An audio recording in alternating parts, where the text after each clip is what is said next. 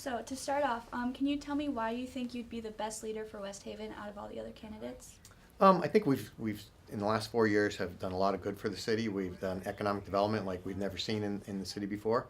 Our finances are getting better by everybody's standard. Wall Street, the state, our city financial advisors. Quality of life, we've done so much on that end. So I think we need to continue doing what I've been doing, and we have a good track record so far, and I think it's important to continue moving in that direction. And how do you think your write-in candidacy will affect the Democrat or voter turnout for Election Day? I think it'll be a higher turnout. We're getting a lot of positive results or responses, and I think people are, you know, educated on how to do it because we did it a few years ago. So I think we'll have a good high turnout that day. In addition to the Mayor's Advisory Commission, what are your plans to include the university students more in the West Haven community?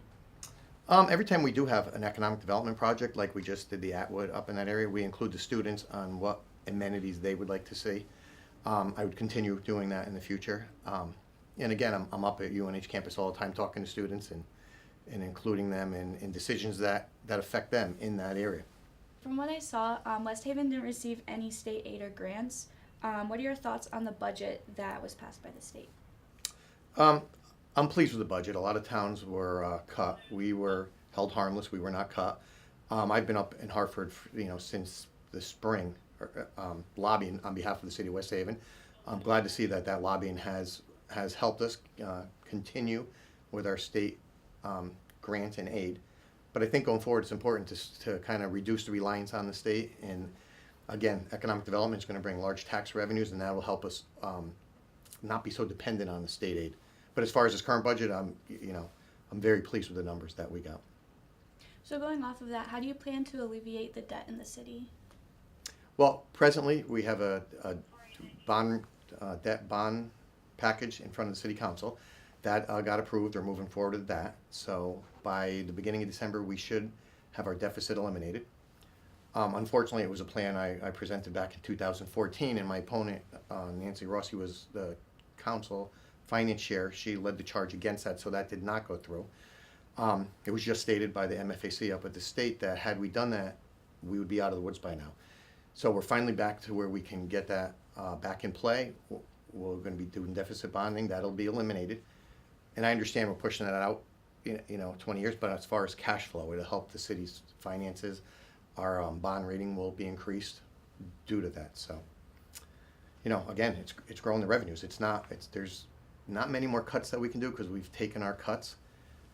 We have to grow our way out of this deficit. As you were mentioning before about the Haven and all of the new additions towards the University of New Haven community, what are your thoughts about the development of it and the Acorn properties in Allentown, and what do you want to see next? Well, I think the Haven is a large project. It's a game changer for the city of West Haven. It's going to bring people to West Haven in numbers that we haven't seen before.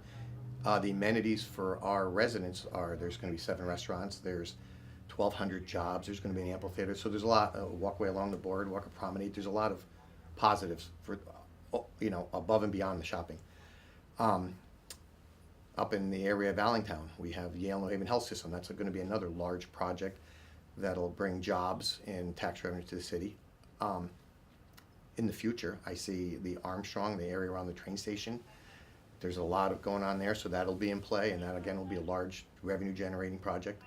The area around the train station in general, we're trying to build and rebuild and redevelop more towards your age, the millennials, people that that want to live in a area where it's walkable and there's amenities and higher end apartments, and then commute to work by mass transit. So that's where we're going to continue, and the center of West Haven is going to be a much larger priority.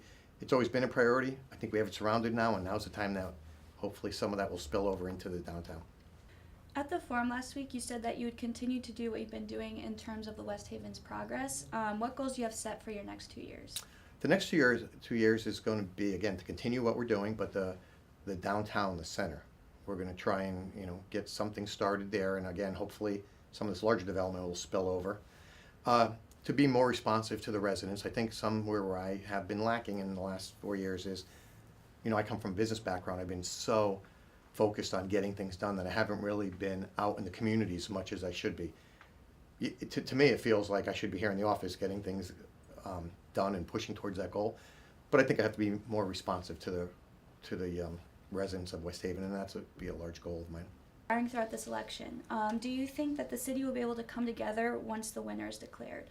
Yes, I hope so. And I think I have a long track record of working with people that have been on the other sides of all kinds of political factions in the past. I mean, my chief of staff was on an opposite side at one time. You know, there's many people that I work with that we didn't agree in politics, but we agreed that the betterment of the city was more important than our differences. And you know, I hope that someday Nancy Rossi will, you know, want to work with me and get things done in the city for the betterment of the city. And you know, the sparring, I think, doesn't help anybody. Well, thank you so much for meeting with us and letting us interview you. We really appreciate it. You're welcome.